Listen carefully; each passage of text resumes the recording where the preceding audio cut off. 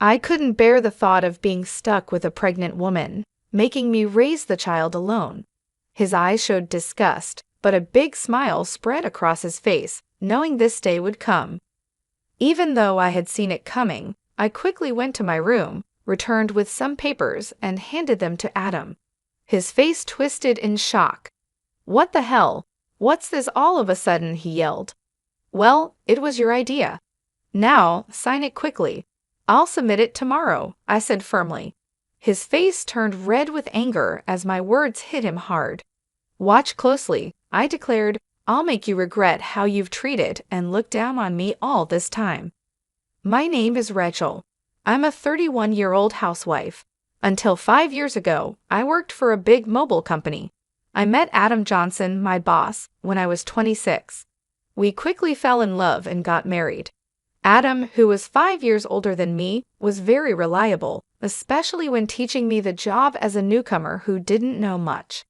I was very grateful for Adam's clear instructions. We became friends and often went out to dinner. When he asked me out, I was thrilled, especially since I had never dated anyone before. It's embarrassing to admit, but as a cartoon enthusiast, I was always more interested in 2D characters than real men. However, seeing my high school and college classmates getting married, I started to feel the pressure. When I fell in love with Adam, I secretly promised myself that he would be my first and last love. So when we started dating and got married a year later, I was overjoyed. I was extremely happy. Adam was good-looking and popular among our female coworkers. I was proud to be his wife, and many congratulated us, saying things like, "Congratulations," or "I'm jealous, but I wish you happiness." I was filled with joy and couldn't imagine what was coming next. "You're quitting your job," Adam said. "You're married to me now, so you quit your job, right?" He informed me the day after we registered our marriage. Adam surprised me with this news. "I've always wanted my wife to focus only on the house," Adam said. "Don't worry, I can support both of us with my income," he added. But this was so sudden, and he had never mentioned it before. I was shocked. Adam had never talked about me quitting my job before our marriage. I had taken my current job because my father recommended it, and leaving without notice didn't feel right. I wanted to explain this, but the look in Adam's eyes warned me not to argue, so I stayed quiet. "I should have told you, but it's done. Starting tomorrow, you don't need to go to work. I'll handle the transition," Adam declared. The news about starting tomorrow was so abrupt it made me feel dizzy, but Adam's words were firm. Since he had been my boss, I felt I couldn't oppose him. Even though I had to leave my job without saying a proper goodbye, I was determined to make our marriage work. Adam had entrusted me with taking care of the house, and I wanted to meet his expectations. I worked hard at household chores, preparing meals, and focusing on Adam's favorites. Although Adam ate without saying anything about the taste, I longed for a word of appreciation. After quitting my job, I felt like no one recognized me anymore. One day, Adam asked, "Is my jacket clean? I have an important meeting tomorrow." "Yes, of course," I replied, seeing his domineering side with old-fashioned views. I reminded myself how lucky I was to have married him and tried to meet his expectations. With no personal income, I had to rely on Adam for everything. Our relationship often felt more like that of an employer and housemaid than a husband and wife. Our married life was generally smooth until one day when I fell ill and couldn't get out of bed. I felt very tired and weak, thinking I would catch up on housework the next day. Adam entered the bedroom and angrily asked, "What are you doing? Get up and make some food," as he kicked the blanket off me. "I'm sorry, I'm feeling unwell. Can you manage something for yourself today?" I explained, hoping for understanding. Instead of nodding or comforting me, Adam frowned and said, "You don't work, yet you're lying down just because you feel a bit sick. Pathetic? Get up," and kicked me again. The day Adam came home after midnight was the day I chose to share some news. However, when he entered, the smell of alcohol made me feel nauseous. His face was flushed and he staggered as he walked. It was surprising how much he had drunk, especially without notifying me, even though I had prepared dinner. I stood in disbelief. I got up from the bed, never thinking he would demand housework from his sick wife. I had never imagined he could be like this before we got married. Maybe it was my fault for not seeing it, but it was just too much. I found myself doing chores while tears ran down my face. Several days passed, and my health didn't get any better. Then I realized I had missed my period. Panicking, I rushed to the drugstore to buy a pregnancy test. When I tried it, the result was positive. Tears of joy flowed naturally, and I decided to share the news with Adam when he got home from work. My spirits were lifted instantly. The day Adam came home after midnight was the day I chose to share the news. But when he walked in, the smell of alcohol made me feel sick. His face was flushed, and he staggered as he walked. I was surprised by how much he had drunk, especially since he hadn't told me he would be out drinking, even though I had prepared dinner. Eager to share my pregnancy news, I told my intoxicated husband, "I haven't been to the doctor yet, so it's not confirmed," I began eagerly. However, Adam's face darkened as he responded, "A child? What have you done?" His tone was harsh, unlike anything I had ever heard from him before. "I don't want a child." "Damn, this is the worst. If you're going to have it, raise it yourself," he said. His cruel words shocked me. He rudely stripped off his clothes and headed to the bathroom. I couldn't believe it. I couldn't understand why he would say such irresponsible things about our baby instead of being happy. The joy I had felt moments ago was immediately replaced with deep sorrow. Why would he say such things? He had never mentioned not wanting children before. We hadn't even been using contraception, so I naturally thought we both wanted children. As I hung Adam's jacket and was about to take his shirt to the washroom, I noticed something else. A piece of paper had slipped out from the pocket of his dress shirt. I could tell it was a receipt because of its texture. At first, I thought it was just a receipt from tonight's gathering and was about to throw it away. But then I saw the name of the place. "Is this a motel?" My hand trembled as I held the receipt. It was indeed a motel.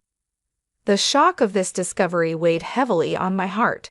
Why doesn't Adam love me? Isn't marriage supposed to be between two people who love each other? We've only been married for just over a year. How could this be? I have been lost in imaginary romances for years, never really experiencing a true relationship. I couldn't accept this harsh reality right away, but the idea of Adam cheating started to make sense, and everything began to fall into place. Had Adam been using me from the start of our marriage? Was he truly in love with the person he was cheating with while I was just a convenient housekeeper? These doubts swirled in my mind. Was that why he reacted so harshly when he found out I was pregnant? As I struggled with these thoughts, nausea set in, and I became convinced something was wrong. Yes, there was no doubt now maybe the reason he made me quit my job was because his mistress worked there.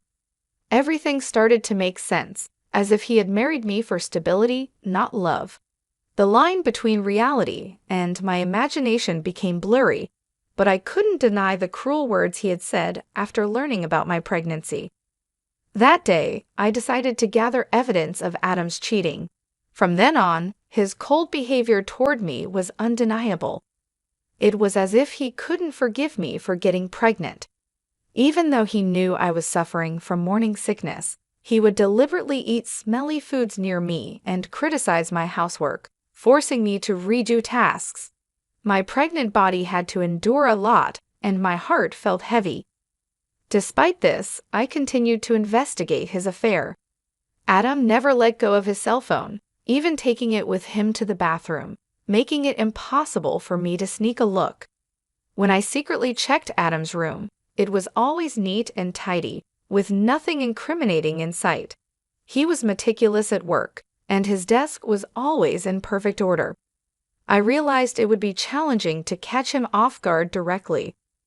I often checked Adam's pockets for evidence like receipts, but my investigation was difficult. I thought about hiring a detective but didn't have the money. While I was deep in thought, I received an unexpected phone call from my father.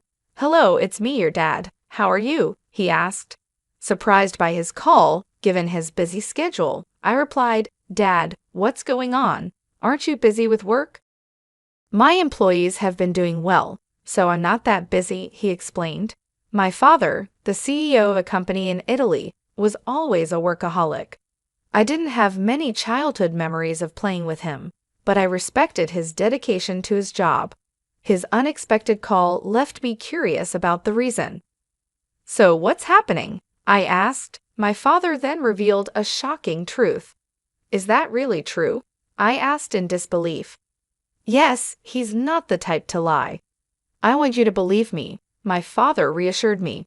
Initially in shock and unable to respond, I felt a mix of anger and frustration as the pieces of the puzzle came together.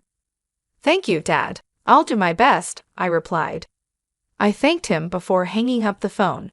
My investigation was finally paying off, but the new information also made me feel angry and frustrated. The tension between Adam and me continued to grow, and even though I was pregnant, Adam remained distant. Every time he acted this way, I felt a deep hatred towards him. Months passed, and our relationship stayed strained. Eventually, something happened that changed everything. At 9 months pregnant, I was always careful around Adam, living in constant fear. I tried to avoid him, leading a quiet and stifled life. One day, I cooked dinner as usual. When Adam came home, we sat at the dining table. As I quietly ate, Adam suddenly slammed his fork down. "What is this? It's tasteless," he exclaimed, throwing the food I had prepared onto the floor.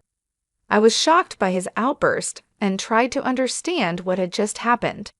The anger at seeing the meal I had cooked discarded right in front of me started to build up inside. "I've noticed you've been complaining about the taste of the meals recently," I said. Adam criticized my cooking, saying it was bland. Since becoming pregnant, I had been using less seasoning to make healthier meals. This was only temporary until the baby was born. If he found the food plain, he could have added some salt himself. Why did he have to throw it on the floor? I was about to argue when Adam sneered and said hurtful words. "I don't want a woman with a belly like a monster." "You'll have to raise the kid by yourself," he said, looking at my swollen belly with a nasty smile. I had always feared this day might come, even though I hoped for a different outcome. Quickly, I went to my room, grabbed a document, and returned to Adam. "Fine, here are the divorce papers," I said, pushing the papers in front of him. Adam's face twisted in shock. "What the hell? What's this all of a sudden?" he stammered. "Well, it was your idea. Now sign it quickly." "I'll submit it tomorrow," I responded. The truth was, I had been thinking about divorce ever since I began suspecting Adam of cheating. However, with a child on the way, I wasn't sure if I could support myself. But now I had a different plan in mind. My determination seemed to provoke Adam. His face turned red with anger. "Just watch. I'll make you regret every moment you looked down on me and tried to control me. Do you think you can survive without me? You have a baby to care for, and you'll regret this," he threatened. But my resolve was firm. I wasn't going to back down. "I'll be fine. Don't worry about me," I assured Adam. Maybe irritated by my confidence, he snatched the divorce papers and started filling in the blanks. "Here you go. If this is what you wanted, it's yours," he said. "Thank you," I responded. Adam probably didn't believe I would actually submit the divorce papers, as he handed them over without any fuss. The next day, I submitted the divorce papers and left the house. I knew he would be surprised when he came home from work and found out. After that, I moved to my parents' home, mostly because my father had returned to Australia from Italy and suggested that I stay with them. It was the right decision at the time. I was tired of my life with Adam and deeply thankful to my father. On the day I left our home, Adam called me 5 times, but I ignored all his calls. Eventually, he stopped calling, which made it clear that I didn't mean much to him. He was probably happy with his mistress and might even remarry soon. I decided to move on from Adam. 7 months passed, and I had my baby, who was born safely. I was now living happily with my parents and my baby. While I was enjoying this peaceful life with my family, Adam called again. I ignored his calls at first, but after several persistent attempts, I finally answered. "Hello, what do you want now?" I asked, wary of his tone. "Hey, what's going on? Why were you on that show? And since when were you the daughter of a CEO with millions of dollars? I never knew that." Adam's voice was full of surprise and anger.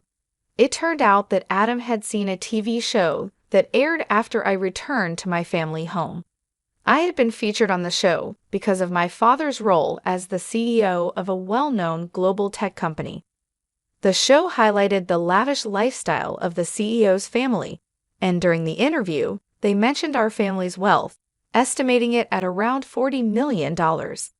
I never expected Adam to see that show, but the power of television is incredible. Oh, by the way, I didn't tell you that I have an asset of $50 million due to an early inheritance. That's why I was able to divorce you, I said. Yes, my father had informed me about the inheritance, which gave me the confidence to live comfortably even after divorcing you. Upon hearing this, Adam's reaction was immediate, and he was furious. "What? That's not fair. Why didn't you tell me about this before? Half of it is mine, right? Give me the money now," he demanded. I calmly replied, "Just as I thought, after seeing the show, all you could think about was getting money from me. Gifts from parents aren't included in property division. Are you forgetting your own mistakes?" Adam seemed confused and asked, "What are you talking about?" I continued, "I'm tired of your anger, Adam. You called me, so you should know you can't blame me for what you did. You cheated, didn't you? With your new wife, who's a junior from your company. You started dating her even before our marriage." Adam was clearly shocked by the information I had from my father. I finally had the upper hand. "Did you think I wouldn't find out? My father has many contacts in your company, and one of them told me about your affair. I've never mentioned it, but I will be demanding child support." Still in denial, Adam protested, "Stop joking. Why should I pay child support? It's all because of you, right? You got pregnant on your own and slacked off with household chores. It's all your fault."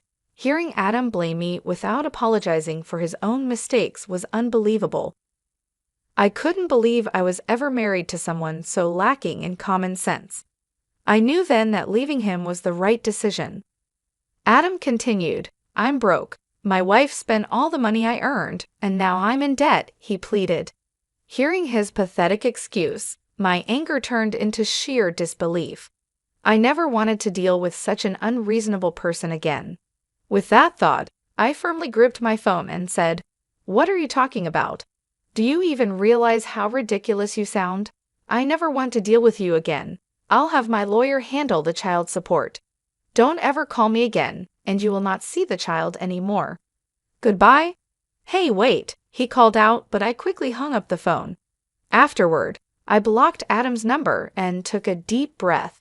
It's over now, right? No more calls from Adam, I thought. I no longer wanted him disrupting my peaceful life. Just then, I heard my baby crying from the other room and rushed to soothe the baby. In the end, Adam started paying child support every month. According to a former colleague, the woman he remarried was quite a spendthrift, and he had to cover his living expenses with debt. It seemed that because of these circumstances, Adam had tried to get a share of my inheritance by calling me. However, Adam didn't get a single penny from me.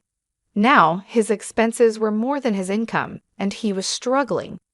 Whether it was because he felt his life was falling apart, or he couldn't stand being looked down upon by his colleagues, things only got worse for him. He made the mistake of starting his job search only after leaving his current company, which forced him into a life of poverty. Hearing this from a colleague didn't affect me at all. I thought he deserved every bit of the hardship. The harsh words and cold behavior he showed me will never fade from my memory. I sincerely hope he gets what he deserves. Meanwhile, I'm enjoying being a parent with the help of my parents. My baby is growing up healthy and happy. I feel supported and loved in my family's home, and I no longer have to worry about money. My father, who is a successful CEO, mentioned that he wants to pass the company on to me. This news was both surprising and motivating. I realized that I needed to prepare myself for the responsibilities that come with running a company. My father has always been a hardworking man, and I want to make him proud, so I started learning more about the business, taking on small tasks to understand how things work. I knew it wouldn't be easy, but I was determined to succeed. Living with my parents has given me a chance to rebuild my life. I feel more confident and ready to face the future. My father's belief in me has inspired me to aim high. He believes in my abilities, and that belief has become a source of strength for me. Every day, I work on balancing my role as a mother with my preparations to take over the company. It's challenging, but I find joy in every moment. My baby's laughter and my parents' support keep me going. I am grateful for this second chance at life, away from the toxic relationship with Adam. I often reflect on my past with Adam. His betrayal and cruelty hurt deeply, but they also taught me valuable lessons about strength and self-worth. I have grown from that experience and come out stronger. Now I am focused on building a bright future for myself and my child. The pain of the past is slowly fading, replaced by the hope and excitement of what lies ahead. I am determined to create a happy and stable life for my child, and with my family by my side, I know I can achieve anything I set my mind to. Looking back, I see that leaving Adam was the best decision I ever made. It allowed me to find myself again and to discover my true potential. I am no longer the scared, uncertain person I once was. I am a strong, capable woman, ready to take on the world. I hope Adam understands the consequences of his actions. As for me, I will keep moving forward, taking advantage of every opportunity that comes my way, and making the most of each day. I am ready for whatever the future brings, confident that I can handle any challenge.